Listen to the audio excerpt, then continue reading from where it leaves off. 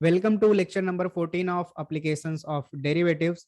तो हमारा टॉपिक चल रहा है मैक्सिमा एंड मिनिमा, जिसके बेस पे हम लोग देख रहे हैं एक्सरसाइज 2.4। और आज हम लोग डिस्कस करने वाले हैं क्वेश्चन नंबर 20 से लेकर के क्वेश्चन नंबर 24 तक का। तो चलिए देखते हैं क्वेश्चन नंबर 20 हमें क्या लिखा हुआ है। सो दिया हुआ है, show that among rectangles of given area the square has the least perimeter. मतलब आपको बहुत सारे रेक्टेंगल्स दिए हुए हैं जिसमें एरिया आपका गिवन रहेगा, यानी एरिया फिक्स हो गया है।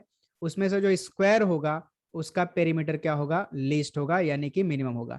तो ये क्वेश्चन जो है वो मैक्सिमाइज मिनिमाइज का है, यानी मैक्सिमा मिनिमा का है। तो हम लोग क्या करेंगे, यहाँ पे सपोज कर लेंगे, रेक्टेंगल सपोज कर लेंगे और हम उसका पेरीमीटर मिनिमाइज करने के लिए ये प्रूव करके बताएंगे कि स्क्वायर है। स्क्वायर है यानी कि जो लेंथ और ब्रेड्थ होगा ये दोनों क्या होंगे, आपस में इक्वल होंगे। तो क्वेश्चन नंबर 20 में हम लोग सपोज कर लेते हैं, let x comma y comma capital A and P B the length comma breadth comma area and perimeter of the rectangle. अब हमारा काम क्या है, हम लोग सपोज करेंगे, हम लोग इसको मिनिमाइज करेंगे, किसको, पेरीमीटर को, और ये प्रूव करके दिखाएंगे कि जो हमारा रेक्टेंगल है वो क्या है, स्क्वायर है। स्क्वायर है मतलब जो लेंथ है और ब्रेड्थ दोनों क्या आएंगे, इक्वल, यानी कि x इज इक्वल टू क्या हो जाएगा हमारे पास में y। देयरफॉर एरिया का फॉर्मूला क्या होता है, रेक्टेंगल का एरिया इज इक्वल टू होता है x इंटू वाई। देयरफॉर यहाँ से हमने कैलकुलेट किया कर लिया y, तो x लेफ्ट साइड में आके डिवाइड करेगा, सो y इज इक्वल टू हो जाएगा a अपॉन x। इसको बना लिया इक्वेशन नंबर 1। नोट डाउन करेंगे, यहाँ पे आपके पास में जो कैपिटल ए है यानी एरिया, ये फिक्स है, ठीक है, ये चेंज होने वाला नहीं है। अब इसके बाद पेरीमीटर का आपके पास फॉर्मूला बनता है 2 times of x plus y, यानी 2 times of length plus breadth. So 2 times of x plus y की वैल्यू हमने क्या कैलकुलेट कर ली है, a upon x. So p आपको मिल गया 2 times of x plus a upon x. अब आपको क्या करना है, पेरीमीटर को ही मिनिमाइज करना है, तो इसके लिए हम लोग मिनिमा का कंसेप्ट यूज करेंगे, मिनिमा मैक्सिमा जो भी है। सो इसको डिफरेंशिएट करेंगे with respect to x. So differentiate with respect to x. So p का डेरिवेटिव क्या हो जाएगा, d p by d x equals to right side में 2 एज इट इज, एक्स का derivative 1 plus a as it is, x का 1 upon x का derivative हो जाएगा minus 1 upon x square. So this is equal to 2 into 1 plus minus getting minus a into 1 a divide by x का square. So ये आपके पास में हो गया d p by d x. Now again differentiate with respect to x, तो d2p by dx square is equal to 2 times of 1 का derivative 0 minus a as it is 1 upon x square का derivative होता है minus 2 upon x का cube. Formula आपको already पता है, नहीं पता है तो मैं यहाँ पे लिख देता हूँ, 1 upon x raise to n का डेरिवेटिव होता है minus n upon x raise to n plus 1। So इस फॉर्मूले का हमने यहाँ पे यूज किया। So this is equal to 0 खत्म हुआ, माइनस 2 इंटू ये माइनस और ये माइनस दोनों मिलकर क्या हो गया, प्लस 2, और यहाँ पे हमारे पास में बच रहा है a और ब्रैकेट के अंदर है 2 अपॉन एक्स का cube. So this is equal to 2 into 2 4 a upon x cube, और ये हमारे पास सेकंड ऑर्डर डेरिवेटिव है, यानी कि d2p by d x square. तो स्टेप अगर आपको नहीं पता तो मैं स्टेप एक बार रिपीट कर देता हूँ। फर्स्ट स्टेप क्या है, आपको क्या करना पड़ता है मैक्सिमम मिनिमम फाइंड आउट करने के लिए, फर्स्ट स्टेप में first order derivative and second order derivative आपको फाइंड आउट करना पड़ता है, ठीक है। First order derivative and second order derivative आप फाइंड आउट करेंगे। फिर उसके बाद सेकंड स्टेप में जो फर्स्ट ऑर्डर डेरिवेटिव है, ठीक है, फर्स्ट ऑर्डर डेरिवेटिव है उसको इक्वल टू 0 बताएंगे और क्रिटिकल पॉइंट पता करेंगे। थर्ड स्टेप में क्रिटिकल पॉइंट को डबल डेरिवेटिव में पुटअप करेंगे। अगर डबल डेरिवेटिव ग्रेटर देन 0 आया तो इस केस में आपको मिनिमा मिलेगा, अगर डबल डेरिवेटिव लेस देन 0 आया तो इस केस में आपको मैक्सिमा मिलेगा।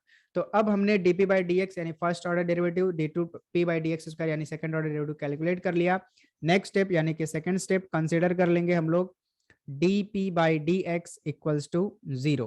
सो dp बाई डी एक्स हमने कैलकुलेट किया 2 ब्रैकेट में 1 minus a upon x square equals to 0।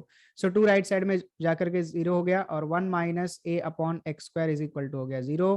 So 1 equals to minus a upon x square right side में गया, सो ये हो गया आपके पास में plus a upon x square को हमने लेफ्ट में मल्टीप्लाई कर दिया, राइट साइड में बचा a. So x equals to हमारे पास में हो जाएगा under root of a, taking square root on both side, ये प्लस ए आएगा क्योंकि एक्स जो है वो लेंथ है और ये नेगेटिव नहीं होने वाला है। अब x equals to root a, ये हमारा क्रिटिकल पॉइंट हो गया। इस क्रिटिकल पॉइंट को हम लोग डबल डेरिवेटिव में पुटअप करेंगे।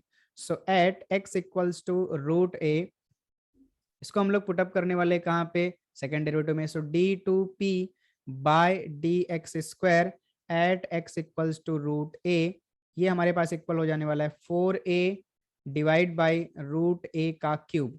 सो आपको नोट डाउन करना है, ए एरिया पॉजिटिव होता है, रूट ए ये भी पॉजिटिव होगा, उसका क्यूब भी पॉजिटिव होगा, 4 ऑलरेडी पॉजिटिव है, तो सारा क्वांटिटी आपका पॉजिटिव है। That means second derivative is equal to that is d2p upon dx square equals to 4a upon root a का क्यूब इज ग्रेटर देन 0।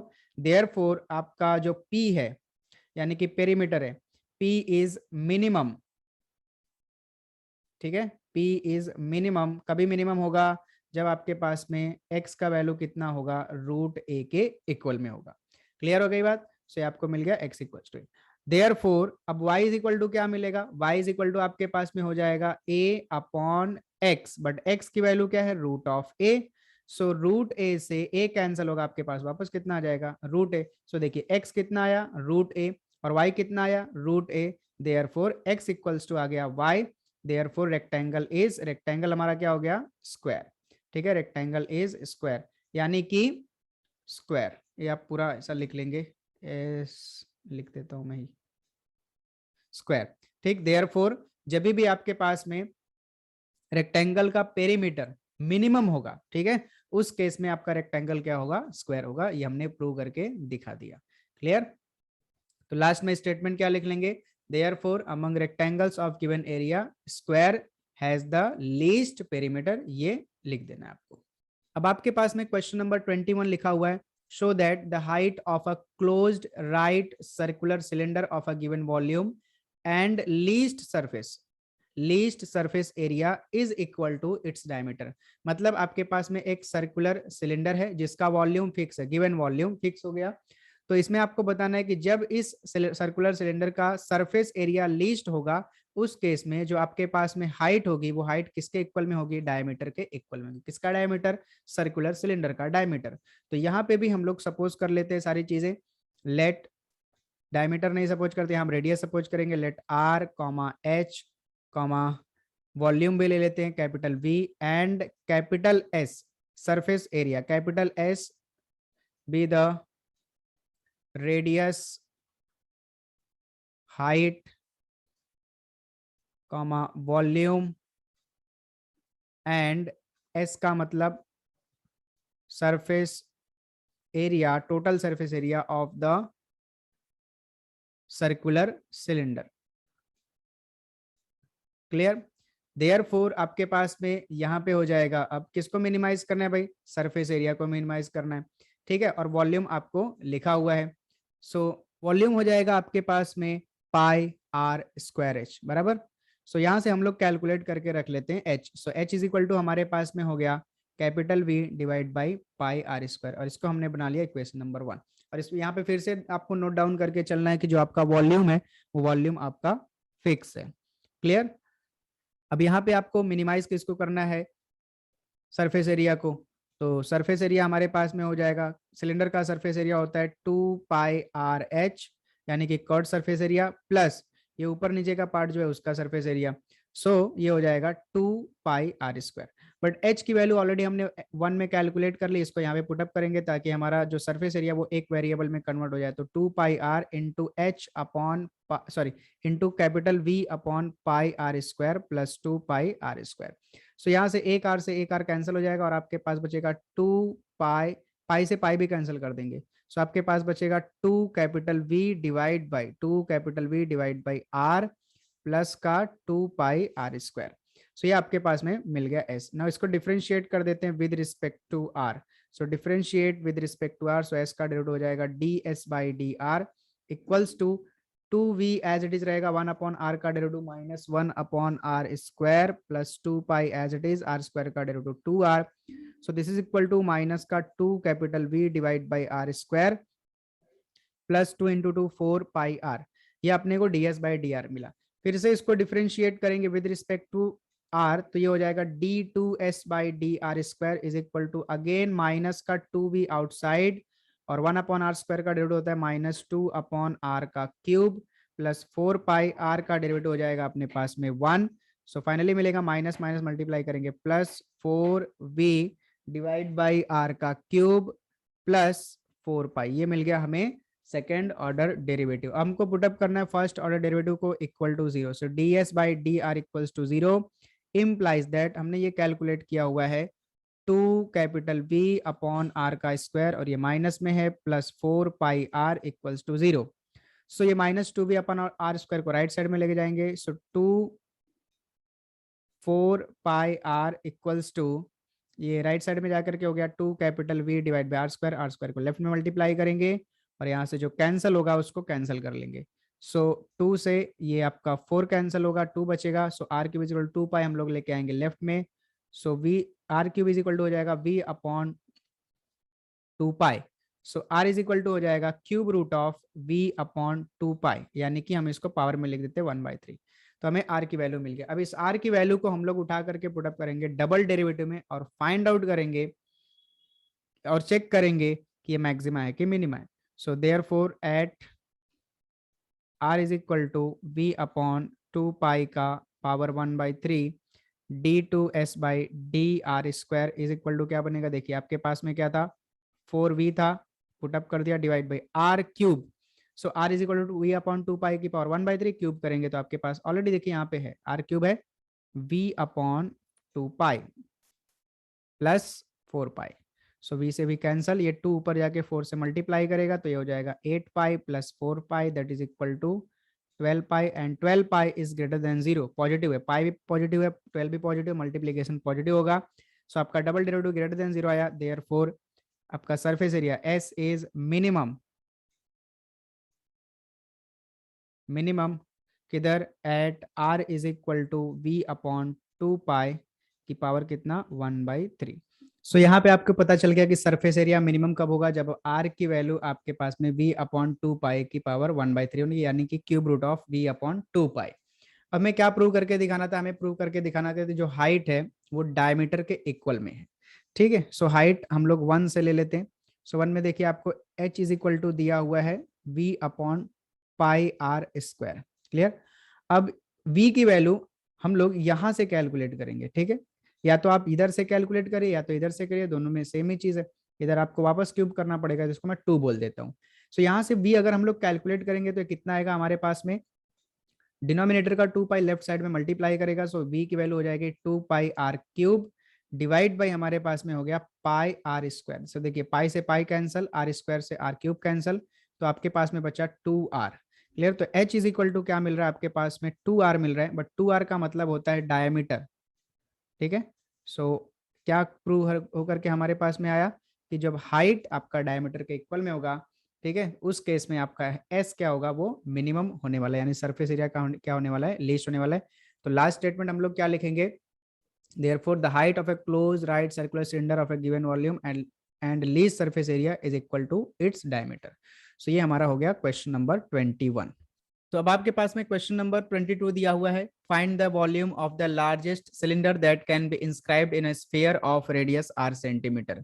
मतलब आपको एक स्फीयर दिया हुआ है जिसका रेडियस r सेंटीमीटर फिक्स है, और इसमें आपको क्या करना है, एक सिलेंडर इंस्क्राइब करना है जिसका वॉल्यूम क्या होना चाहिए, लार्जेस्ट यानी कि मैक्सिमम होना चाहिए।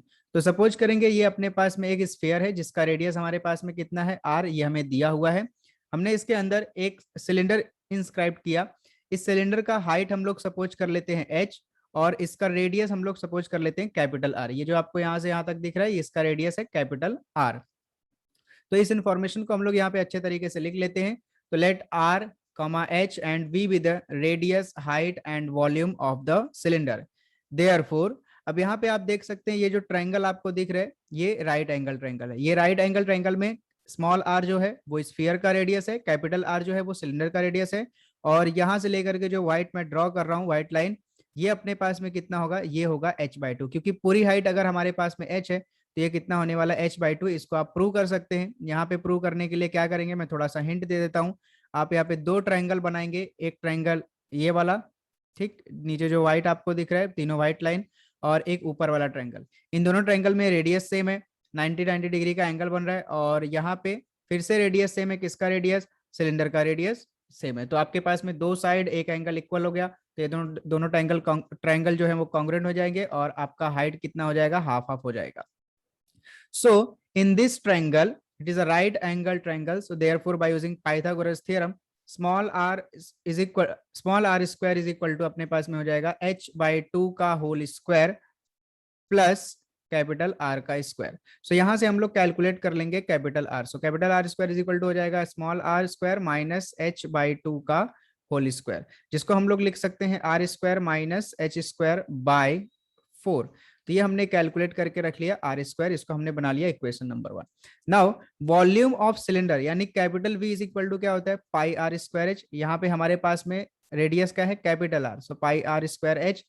बट हमने आर स्क्वायर की वैल्यू ऑलरेडी कैलकुलेट करके रखी है, 1 बना के रखा है उसको। So pi into h as it is रखा हमने, आर स्क्वायर की जगह पे क्या रखा स्मॉल आर स्क्वायर माइनस का एच स्क्वायर बाई 4। वैल्यू को अंदर मल्टीप्लाई कर दिया, सो पाई एच को आर स्क्वायर में मल्टीप्लाई करेंगे, so pi H R square minus यहाँ पे मल्टीप्लाई करेंगे, so pi H cube divide by हो गया हमारे पास में 4। ये हमने कैलकुलेट कर लिया वॉल्यूम। अब इसी वॉल्यूम को हमें क्या करना है लार्जेस्ट बताना यानी कि मैक्सिमाइज करना है। तो मैक्सिमाइज मिनिमाइज का यहाँ पे स्टेप हम लोग अप्लाई करेंगे।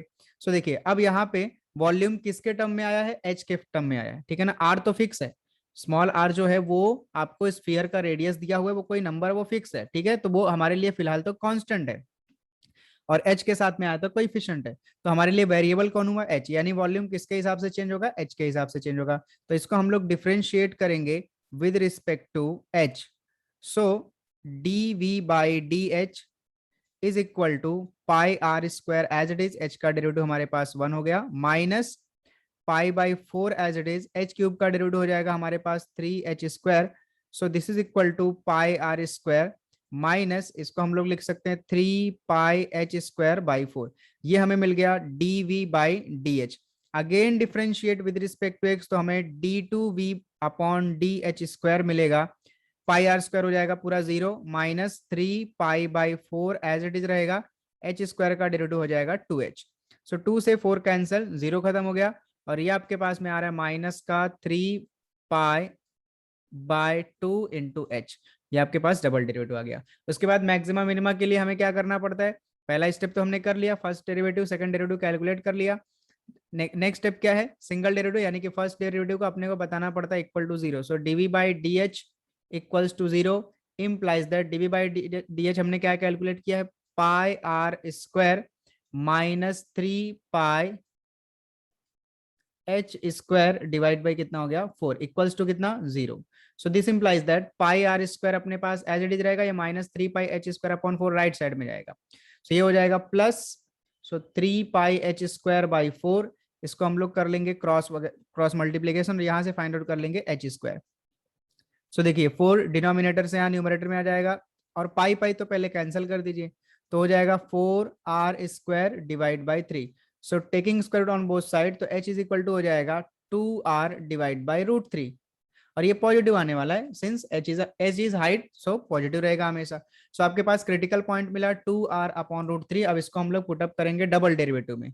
So at h equals to 2r/√3 d2v/dh² at this point, यानी कि h equals to 2r/√3 will be equal to minus का 3π/2 इंटू एच। तो h हमने कैलकुलेट किया 2r/√3। सो 2 से 2 कैंसिल हुआ, आप चाहे तो √3 भी कैंसिल कर सकते हैं, √3 से ये कैंसिल होगा 3, तो आपके पास में बचेगा फाइनली माइनस का √3πr। और यहाँ पे तीनों क्वांटिटी है √3π और r, तीनों पॉजिटिव है बट इसके सामने नेगेटिव का साइन है, सो this is less than 0। So double derivative आपको लेस देन 0 मिला, देयरफॉर आपका वॉल्यूम क्या होगा, therefore volume v is maximum, या मैक्सिमम कहाँ पे eight h equals to 2r/√3 पे। मतलब जब आपका हाइट कितना होगा 2r/√3 होगा, तब आपका वॉल्यूम क्या होगा मैक्सिमम होगा। तो ये बात पता चल गई हाइट कितनी होनी चाहिए। अब हम लोग यहाँ से कैलकुलेट करेंगे कैपिटल आर स्क्वायर, क्योंकि हमें लार्जेस्ट वॉल्यूम फाइंड आउट करके भी बताना है। सो हाइट तो पता चल गई 2r/√3, इसका यूज करेंगे। और हमें रेडियस भी पता करना है, तो रेडियस कहाँ से पता करेंगे सिलेंडर का, फ्रॉम 1 से। Therefore from 1 r square is equal to हो जाएगा हमारे पास में small r square minus 1/4 into h square. But कहीं तो हमने एच स्क्वायर यहाँ पे कैलकुलेट करके रखा है, तो हम डायरेक्ट पुटअप कर सकते हैं। ये क्या हो जाएगा 4r² डिवाइड बाई 3। 4 से 4 कैंसिल, क्रॉस मल्टीप्लीकेशन कर देंगे, 3r² माइनस का r² डिवाइड बाई 3, सो ये हो जाएगा 2r² divide by 3। So capital r² की वैल्यू आपके पास में आ रही है 2r² divide by 3। Therefore volume मैं यहाँ पे निकाल दो, देयरफॉर लार्जेस्ट या फिर maximum volume, therefore largest volume of the cylinder equals to pi r² h। सो पाई r² हमने यहाँ पे ऑलरेडी कैलकुलेट करके हमने स्क्वायर रूट निकाला ही नहीं, डायरेक्ट वैल्यू पुटअप कर देंगे। सो 2 small r² divide by 3 into h हमारे पास देखिए यहाँ पे 2 स्मॉल r डिवाइड बाई √3। सो यहाँ पे मल्टीप्लाई करने पे 2 इंटू 2 हो जाएगा 4 पाई r², r मिलकर के हो जाएगा r का क्यूब डिवाइड बाई 3 √3। ये आपके पास में आएगा लार्जेस्ट वॉल्यूम, जिसको हम लिखेंगे सेंटीमीटर क्यूब। अब आपके पास में क्वेश्चन नंबर 23 दिया हुआ है, show that y is equal to log 1 + x - 2x upon 2 + x for x greater than -1 is an increasing function on its domain. तो हमें y इज इक्वल टू ये फंक्शन दिया हुआ है और इसका डोमेन है x ग्रेटर देन -1। ठीक, तो इस पे बताना है कि फंक्शन हमारा कैसा है, इंक्रीजिंग है। तो इंक्रीजिंग डिक्रीजिंग का कंसेप्ट क्या है हमारे पास में, कोई भी फंक्शन इंक्रीजिंग कब होगा, जब उसका डेरिवेटिव f' क्या होगा, ग्रेटर देन 0। और कोई फंक्शन डिक्रीजिंग कब होगा, जब उसका डेरिवेटिव f' लेस देन क्या होगा, 0 होगा। सो डिक्रीजिंग मतलब इक्वल भी हो सकता है, इंक्रीजिंग मतलब यहाँ पे इक्वल भी हो सकता है, डिक्रीजिंग मतलब यहाँ पे इक्वल हो सकता है। जब स्ट्रिक्टली इंक्रीजिंग स्ट्रिक्टली डिक्रीजिंग की बात करेंगे तो इक्वल नहीं आएगा, सिर्फ स्ट्रिक्टली ग्रेटर की साइन आएगी, स्ट्रिक्टली लेस की साइन आएगी। ऑलरेडी ये कंसेप्ट हमने देखा हुआ है। तो सबसे पहले हम लोग इस फंक्शन को कर लेते हैं डिफरेंशिएट, क्योंकि हमें इंक्रीजिंग डिक्रीजिंग कंसेप्ट बताना है, तो बिना डिफरेंशिएट के काम नहीं बनेगा। So differentiate with respect to x. So y का डेरिवेटिव बनेगा आपके पास में dy/dx, राइट साइड में log का डेरिवेटिव हो जाएगा 1/1 + x इंटू चैन रूल से d/dx ऑफ 1 + x माइनस, यहाँ पे अप्लाई करेंगे u/v का rule. So 2 + x denominator as it is, numerator का डेरिवेटिव, सो 2x का डेरिवेटिव हो जाएगा 2 माइनस, अभी न्यूमरेटर एज इट इज यानी कि 2x as it is, denominator का डेरिवेटिव, तो 2 + x का डेरिवेटिव हो जाएगा 0 + 1, क्योंकि 2 का डेरिवेटिव 0 होगा और x का डेरिवेटिव क्या होगा 1, डिवाइड बाय डिनोमिनेटर का होल स्क्वायर यानी 2 + x का whole square. So this is equal to 1/1 + x, और यहाँ पे 1 का डेरिवेटिव 0 + x का डेरिवेटिव 1 माइनस, अब इस 2 को अंदर मल्टीप्लाई कर दिए, 2 इंटू 2 हो गया 4 + 2x। सिमिलरली यहाँ पे हम लोग मल्टीप्लाई कर देंगे, सो 0 + 1 हो जाएगा 1, multiplied by 2 is -2x divide by 2 + x का होल स्क्वायर। ठीक, सो अब आपके पास फाइनली यहाँ पे बच रहा है 1 + x, क्योंकि 0 + 1 खत्म हो गया, माइनस +2x कैंसिल, न्यूमरेटर में आपके पास बचा 4, डिनोमिनेटर में बचा 2 + x का होल स्क्वायर। इसको हम लोग कर देंगे क्रॉस मल्टीप्लीकेशन, 2 + x का होल स्क्वायर 1 से मल्टीप्लाई करेंगे, सो आएगा 2 + x का होल स्क्वायर माइनस 1 + 4x को मल्टीप्लाई करेंगे 4 से, तो 4 टाइम्स ऑफ 1 + x हो जाएगा, divide by 1 + x multiplied by 2 + x का होल स्क्वायर। इनको हम कुछ भी नहीं करने वाले, एज इट इज रखेंगे।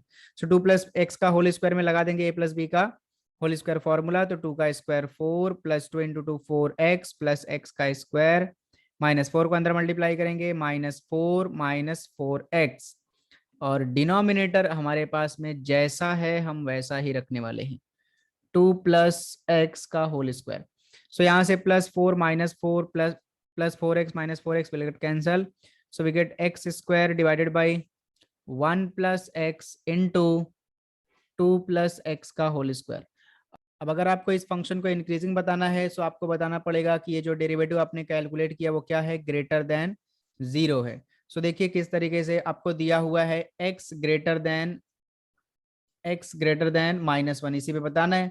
देयरफॉर x -1 लेफ्ट साइड में आएगा, तो x + 1 क्या हो जाएगा, ग्रेटर देन 0। सो डिनोमिनेटर का पहला ब्रैकेट आपको ग्रेटर देन 0 मिला, मतलब पॉजिटिव। ठीक, फिर उसके बाद में वी नो दैट, हमें पता है भाई, क्या पता है कि किसी भी नंबर का स्क्वायर हमेशा पॉजिटिव होता है। सो यहाँ पे x और x greater than equal to क्या हो सकता है, 0। क्यों इक्वल क्यों ले रहे हैं हम लोग, क्योंकि हमारा डोमेन दिया x ग्रेटर देन -1, और x ग्रेटर देन -1 अगर आप रियल लाइन पे देखो, यहाँ पे -1 है, तो यहाँ बीच में 0 आएगा, फिर उसके बाद 1, बाकी आगे के नंबर चलते रहेंगे ना, तो -1 से बड़ा मतलब 0 भी आने वाला है। सो जब x की वैल्यू 0 होगी तो ये 0 हो जाएगा। So x square greater than equal to 0 and 2 plus x का होल स्क्वायर जो होगा ये स्ट्रिक्टली हमेशा क्या होगा, ग्रेटर देन 0, क्योंकि यहाँ पे आप x की वैल्यू 0 ही पुटअप करोगे तो भी कोई ये इक्वल टू 0 नहीं होगा, और -2 तो ले नहीं सकते हो क्योंकि आपको -1 से बड़े नंबर्स लेने हैं। अब इसके बाद में देखिए आपको x प्लस 1 ग्रेटर देन 0 मिला, x square greater than equal to 0 मिला, 2x प्लस का होल स्क्वायर ग्रेटर देन 0 मिला। तीनों क्वांटिटी अगर ग्रेटर देन 0 मिली तो इसका मल्टीप्लीकेशन और डिवीजन भी हमेशा ग्रेटर देन 0 होगा। So this implies that x square divided by 1 plus x into 2 plus x का whole square always greater than equal to 0 for all x greater than -1. So this implies that हमें ये किसका value मिला, ये हमें मिला dy by dx का value. So finally आपको मिल रहा है dy by dx greater than equal to 0 for all x greater than -1. Therefore y is increasing, किधर इंक्रीजिंग होगा, y is an increasing function on, या ऐसे भी लिख सकते हैं फॉर x ग्रेटर देन -1 के लिए। क्लियर। सो आपको क्वेश्चन नंबर 24 दिया हुआ है, लास्ट क्वेश्चन है आपका इस एक्सरसाइज का। सो ये आपको दिया y is equal to 4 sine theta divide by 2 plus cos theta minus theta is an increasing function for theta belonging to 0, pi by 2। फिर से आपको इंक्रीजिंग डिक्रीजिंग की बात किया है, मतलब आपको डेरिवेटिव फाइंड आउट करना है। So y is equal to आपको दिया हुआ है 4 sine theta divide by 2 plus cos theta minus theta, और थीटा हमारा बिलोंग कर रही है, हमें दिया हुआ है 0, pi by 2, close interval 0, pi by 2। तो सबसे पहले हम लोग करेंगे इसको differentiate with respect to theta. So differentiate with respect to theta, so y का डेरिवेटिव हमारे पास में हो जाएगा dy बाई डी थीटा, और राइट साइड में पहले फंक्शन में लगेगा हमारे पास में u अपॉन v का rule. So denominator as it is यानी 2 plus cos theta as it is, derivative of numerator, so 4 as it is, sine का डेरिवेटिव हो गया कॉस थीटा माइनस, अभी न्यूमरेटर एज इट इज यानी 4 sine theta as it is रहेगा, derivative of denominator, so 2 का derivative हो गया 0 plus cos theta का डेरिवेटिव हो जाएगा माइनस का sine theta, and divide by denominator का होल स्क्वायर। सो डिनोमिनेटर अपने पास में 2 प्लस कॉस थीटा का होल स्क्वायर हो जाएगा माइनस, फिर थीटा का डेरिवेटिव क्या हो जाएगा 1। So this is equal to, multiply कर देंगे इसको, 2 इंटू 4 हो जाएगा 8 कॉस थीटा, और फिर कॉस से मल्टीप्लाई करेंगे तो हो जाएगा 4 कॉस स्क्वायर थीटा माइनस ये माइनस और ये माइनस दोनों मिलकर के हो जाएंगे प्लस 4, यहाँ पे बनेगा हमारे पास में sine theta into sine theta, ये हो जाएगा साइन स्क्वायर थीटा, और यहाँ पे हम लोग 2 प्लस कॉस थीटा का जो होल स्क्वायर इसको हम लोग मल्टीप्लाई कर देंगे 1 में, यानी कि क्रॉस मल्टीप्लीकेशन। सो 2 प्लस कॉस थीटा का होल स्क्वायर हमने मल्टीप्लाई कर दिया। ना डिनोमिनेटर अपने पास में जो 2 प्लस कॉस थीटा था वो एज इट इज बचा हुआ रहेगा का whole square. So this is equal to 8 cos theta as it is, plus इन दोनों भाई साहब में से हम लोग कॉमन ले लेंगे 4, तो बचेगा cos square theta plus sine square theta, और 2 प्लस कॉस थीटा को कर देंगे expand. So 2 plus cos theta का होल स्क्वायर जो हमारे पास में लगाएंगे a प्लस बी का होल स्क्वायर, एक्सपांड करेंगे 2 का square 4 plus cos square theta plus 2 into 2 4 cos theta, and divide by 2 plus cos theta का whole square as it is पड़ा रहेगा। So this is equal to 8 cos theta plus 4 into cos square plus sine square क्या होता है 1, तो इसकी value हो गई 1, मल्टीप्लाई किया 4 से खत्म, माइनस 4 को अंदर मल्टीप्लाई करेंगे -4 minus cos square theta -4 cos theta, and divide bye आपके पास में हो गया 2 प्लस कॉस थीटा का होल स्क्वायर। सो यहाँ से +4 -4 कैंसिल हो जाएगा, 8 cos theta minus 4 cos theta आपके पास में बचेगा 4 cos theta minus cos square theta divide by 2 plus cos theta का होल स्क्वायर। नाउ न्यूमरेटर में से आप कॉमन ले लीजिए कॉस थीटा, सो जब आप कॉस थीटा कॉमन लेंगे सो आपके पास में बचेगा 4 minus cos theta, and divide by आपके पास ऑलरेडी है 2 प्लस कॉस थीटा का होल स्क्वायर। क्लियर। तो यहाँ तक हमने कैलकुलेट कर लिया डेरिवेटिव, और ये हमारे पास में क्या आया dy बाई डी थीटा। अब अगर इसको इंक्रीजिंग बताना है सो ये क्वांटिटी जो आपके पास में मिली है इसको ग्रेटर देन और इक्वल टू क्या बताना पड़ेगा 0 for 0 theta belonging to 0, pi by 2। So देखिए for theta belonging to close interval 0, π/2, जो हमारे पास में कॉस थीटा है ये क्या होगा, ये ग्रेटर देन और इक्वल टू क्या होगा, 0 होगा। ठीक है, ये नेगेटिव नहीं होने वाला है। देखिए मैं कॉस का ग्राफ थोड़ा बनाता हूँ। कॉस 0 1 होता है, फिर उसके बाद π/2 पे जाते जाते 0 हो जाता है। सो ये क्या है, ये हमेशा राइट साइड में ना, मतलब फर्स्ट क्वाड्रेंट में ना इसका ग्राफ, तो क्या होगा, पॉजिटिव होगा। सो 0 से π/2 के लिए आपका कॉस थीटा क्या होगा, ग्रेटर देन इक्वल टू क्या होगा, 0। इक्वल टू 0 भी होगा क्योंकि यहाँ पे क्लोज इंटरवल दिया हुआ है।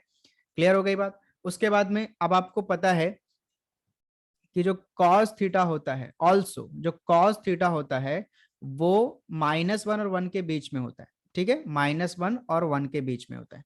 So cos theta less than क्या है, 1 है। सो ये क्या इंप्लाई करेगा, अगर कॉस थीटा 1 से छोटा है तो कॉस थीटा स्ट्रिक्टली किससे छोटा रहेगा, 4 से। Common sense. कॉस थीटा 1 के इक्वल में हो सकता है लेकिन 4 के इक्वल में होगा क्या, नहीं। तो 4 से हमेशा छोटा ही रहेगा। And this implies that 0 less than 4 minus cos theta. तो हमने क्या किया, कॉस थीटा को राइट साइड पे भेज दिया। ठीक। सो इसको हम लोग अरेंज करके लिख सकते हैं 4 माइनस कॉस थीटा, इसको हम लोग लिख सकते हैं ग्रेटर देन 0। सो अब आपके पास यहाँ पे एक मिला है cos theta greater than equal to 0, दूसरा यहाँ पे मिला है 4 minus cos theta greater than 0।